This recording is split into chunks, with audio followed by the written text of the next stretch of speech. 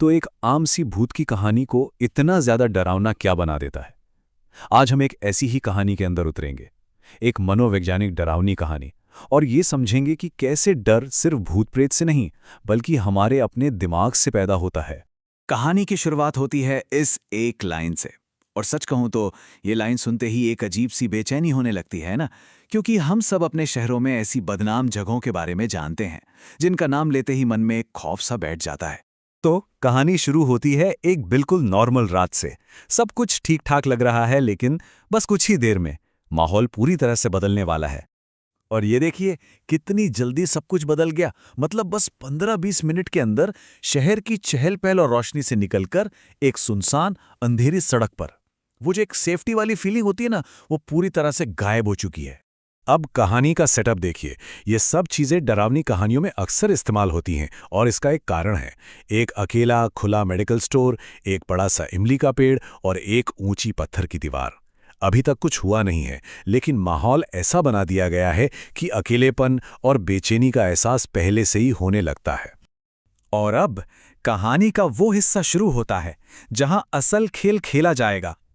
पर यहां कोई डरावना मॉन्स्टर नहीं है, नहीं। यहां जो है वो एक ऐसा शख्स है जिसका सबसे बड़ा हथियार उसके शब्द हैं, दिमाग से खेलने की कला। देखिए, वो उसे सीधे सीधे डरा नहीं रहा है, कोई धमकी नहीं है। वो तो एक फिलॉसफिकल बात कर रहा है, एक तरह से उसकी बहादुरी को चैलेंज कर रहा है। ये एक मनोवैज्ञानिक चाल है। और फिर वो ये कहता है, कमाल की चाल है ये। वो वही बात बोल रहा है जो खुशबू के मन में चल रही है, और फिर खुद ही उसे खारिज कर देता है। मैं भूत नहीं हूं, ऐसा कहकर वो उसे एक तरह से कंफ्यूज कर रहा है, उसके दिमाग पर कंट्रोल करने की कोशिश कर रहा है। ये पॉइंट बहुत जरूरी है। वो सिर्फ बातें नहीं कर रहा, वो खुशबू को बहुत ध्यान से देख रहा है। वो उसके डर को पकड़ लेता है और फिर उसी डर को उसी के खिलाफ इस्तेमाल करता है। वो बता रहा है कि तुम भले ही मुंह से कुछ ना कहो, लेकिन तुम्हारा डर साफ दिख रहा है। और यहीं से शक का बीज बो दिया जाता है। और ये लाइन इस पूरे साइकोलॉजिकल अटैक का सेंटर पॉइंट है। उसका मकसद ही यही है कि खुशबू को अपनी आंखों पर, अपने दिमाग पर, अपनी समझ पर शक होने लगे।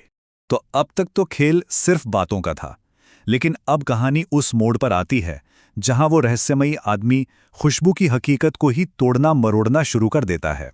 यहां पर कहानी का मेन कॉन्फ्लिक्ट साफ दिखता है। एक तरफ वो है जो खुशबू देख रही है, और दूसरी तरफ वो सच है जो वो आदमी उसे बता रहा है। वो उसके यकीन की बुनियाद हिला रहा है, उसे ये सोचने पर मजबूर कर रहा है कि सच क्या है और धोखा क्या। और फिर आता है ये खुलासा। अब वो उस डरावने माहौल को एक असली खौफनाक जगह से जोड़ देता है, पोस्टमार्टम रूम। अब डर सिर्फ एक एहसास नहीं रहा, अब वो एक असल जगह से जुड़ गया है। प्रेशर और बढ़ जाता है। अब वो अपनी बातों को और पुख्ता करने के लिए एक क्लासिक डरावनी कहानी का एलिमेंट इस्तेमाल करता है, जानवरों का सिक्स्थ सेंस। वो कहता है कि कुत्ते बुरी आत्माओं को महसूस कर सकते हैं। वो एक तरह से अपने दावे के लिए सबूत पेश कर रहा है, भले ही वो सबूत उसी की बनाई हुई कहानी का हिस्सा हो। और बस इसी पल में खुशबू की हकीकत पूरी तरह से बिखर जाती है। जो मेडिकल स्टोर अभी खुला था, लोगों से भरा था, अगले ही पल वो बंद और वीरान है। अब वो अपनी आंखों पर कैसे यकीन करे, उसका सारा कॉन्फिडेंस यहीं पर खत्म हो जाता है।